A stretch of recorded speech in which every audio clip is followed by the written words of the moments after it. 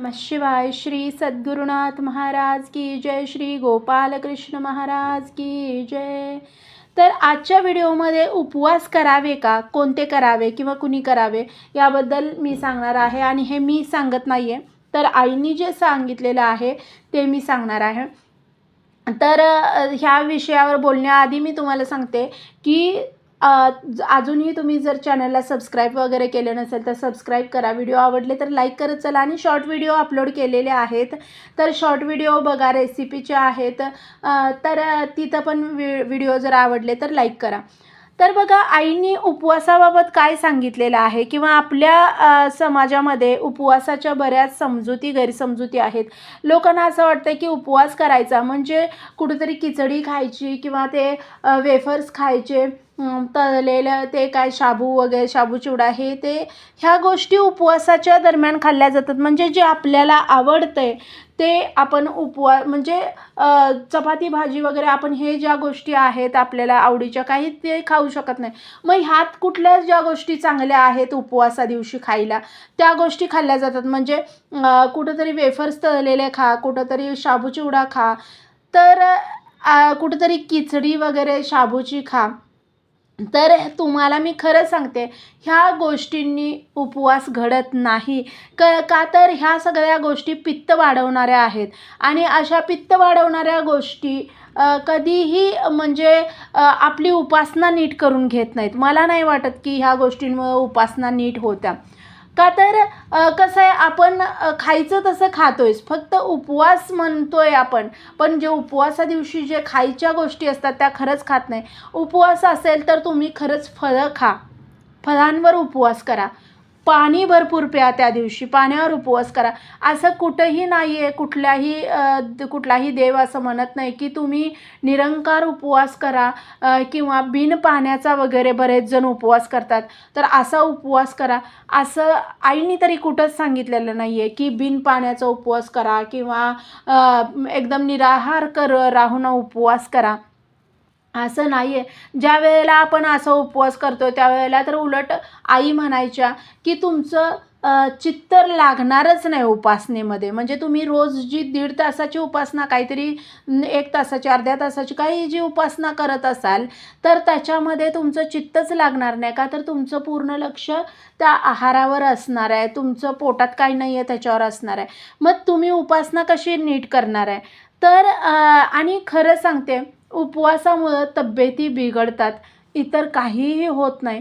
म्हणजे जर तुम्ही पूर्ण म्हणजे अगदी प्रिपरेशननं उपवास करत असाल, अगदी तयारीनिशी उपवास करत असाल, म्हणजे मी भरपूर पाणी पिणार आहे त्या दिवशी, मी फळं खाणार आहे त्या दिवशी, मी जे हेल्दी आहे राजगिऱ्याचे लाडू वगैरे किंवा वरईची भाकरी, बटाट्याची भाजी वगैरे, अशा पद्धतीनं जर तुम्ही उपवास करणार असाल तर तो उपवास केला तरी चालतोय.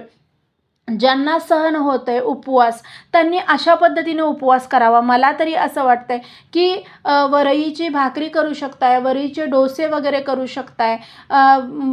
मी चॅनलवर पण अपलोड केलेला आहे, आय थिंक या चॅनलवर आहे का दुसऱ्या चॅनलवर, पण वरईचे आणि शाबूचे डोसे वगैरे कसं बनवायचं तर ते आणि बऱ्याच चॅनलवरती आहेच, यूट्यूबवर आपण बघू शकतो आहे. तर डोसे आपण बनवू शकतो आहे, बटाट्याची भाजी बनवू शकतो आहे. अशा पद्धतीने हेल्दी आपण जेवढं खाता येईल त्या पद्धतीनं जर उपवास केला तर उपवास करायला काहीच हरकत नाही आहे असं मला वाटतं आहे.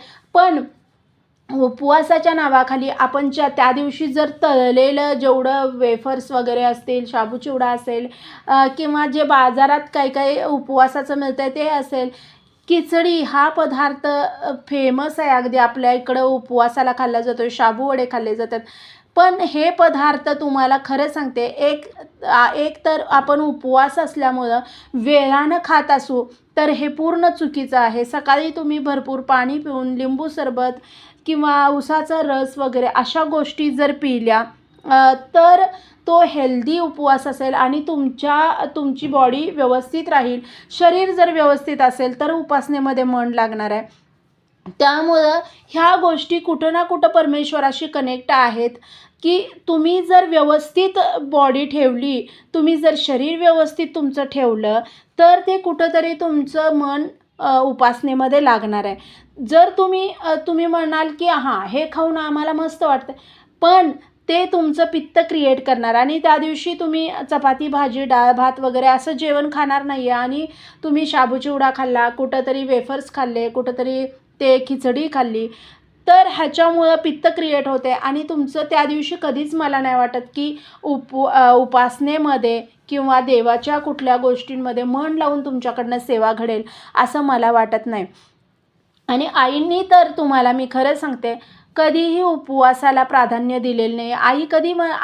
आईंनी हेच सांगितलं आहे की कलियुगामध्ये माणसाची विचार करण्याची म्हणजे चांगले विचार करण्याची कुवत कमी झालेली आहे आणि सहनशीलता ही गोष्टसुद्धा कमी झालेली आहे. त्यामुळं फक्त मनापासून केलेल्या प्रार्थनेनं, मनापासून 1.5 तासाची सेवा केल्यानं, उपासना केल्यानं आपल्या मनोकामना पूर्ण होतात असं आईंनी सांगितलेलं आहे आणि ही गोष्ट त्रिवार्म सत्य आहे. का तर ही आईंनी सांगितलेली आहे. कुठल्याही प्रकारचे उपवास बेळगावात तुम्ही गेला त्या दिवशी उपवास असेल तर तुम्हाला तिथं सोडावा लागतो आहे. म्हणजे सोडावा लागतो आहे म्हणजे तुम्ही तिथला प्रसाद घेतला आहे म्हणजे तो उपवासच घडल्यासारखा आहे खरं तर. का तर तिथला प्रसाद मिळणं म्हणजे भाग्याचं काम आहे. मग हे जे आहे ना, आई म्हणायच्या की उपवास काही करू नका म्हणजे तुम्ही शरीराला त्रास देताय फक्त. मग शरीराला त्रास देताय. जे शरीर ज्या शरीराकडनं उपासना घडली पाहिजे त्या शरीराला त्रास दिला तर तुमचं मन पण असमाधानी असणार आणि असमाधानी मनानं तुम्ही काय उपासना करणार किंवा काय सेवा करणार आहे. म्हणून उपवास ही गोष्ट जर करायची असेल तर हेल्दी उपवास करा. म्हणजे तुम्ही हेल्दी खाऊन उपवास करा. तुम्ही फळं खावा, तुम्ही ज्यूस प्या.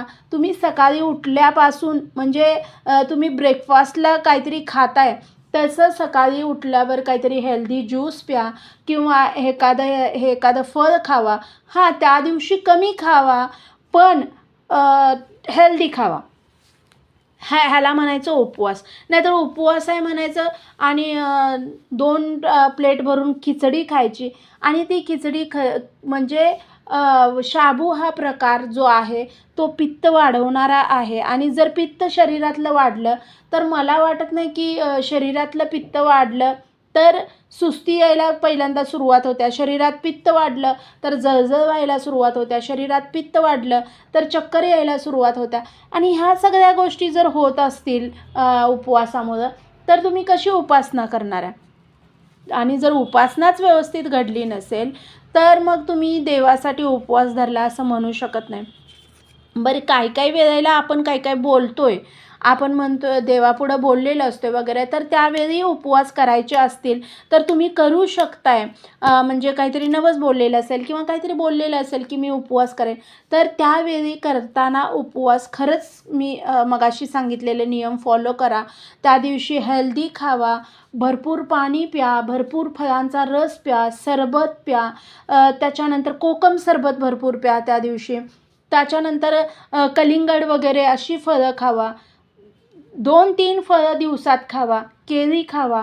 अशा प्रकारचे फळं खाऊन तुम्ही जर किंवा वरईची भाकरी बनवा. वरई मिक्सरला लावून त्याची भाकरी बनवा. बटाट्याची सुकी भाजी बनवा कूट वगैरे घालून, मिरची वगैरे टाकून. तर अशा पद्धतीनं जर तुम्ही खरंच उपवास केला तर तो उपवास हेल्दी असेल. आणि दूध प्या.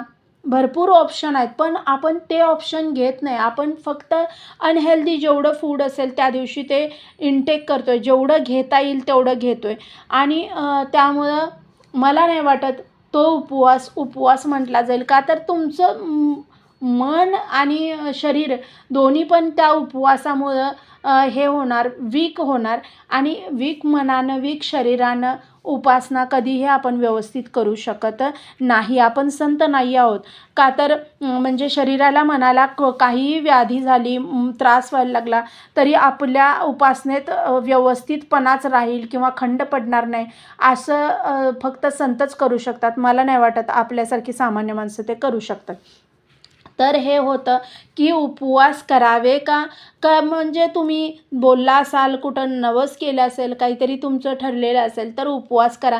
पण निराहार राहून किंवा फास्ट फूड वगैरे किंवा फास्ट फूड नाही सॉरी म्हणजे जे अनहेल्दी आहेत अशा गोष्टी इंटेक करून उपवास करू नका. उपवास करायचा असेल तर हेल्दी गोष्टी खाऊन उपवास करा. आणि जर तुम्ही नाही केला उपवास तरीही आई म्हणतात की उपवास करूच नका. तुम्ही व्यवस्थित म्हणजे घरचं अन्न खा आणि व्यवस्थित 1.5 तासाची उपासना करा. एवढंच आईंना अपेक्षित आहे.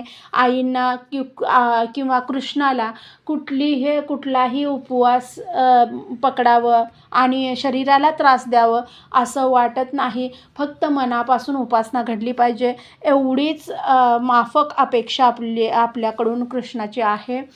तर व्हिडिओ आवडला असेल तर व्हिडिओला लाईक करा, शेअर करा आणि खरंच ज्या लोकांना गरज आहे अशा लोकांपर्यंत व्हिडिओ पोचवा. तर आणखी मी मगाशी सांगितलं त्याप्रमाणे शॉर्ट व्हिडिओ पण बघा. शॉर्ट व्हिडिओ आवडत असतील तर तिथं पण लाईक करा. धन्यवाद. श्री सद्गुरुनाथ महाराज की जय. परमपूज्य गुरुदेवता श्री कलावती माता की जय. श्री गोपाल कृष्ण महाराज की जय. श्री गुरुदेव दत्त. ओम नमः शिवाय.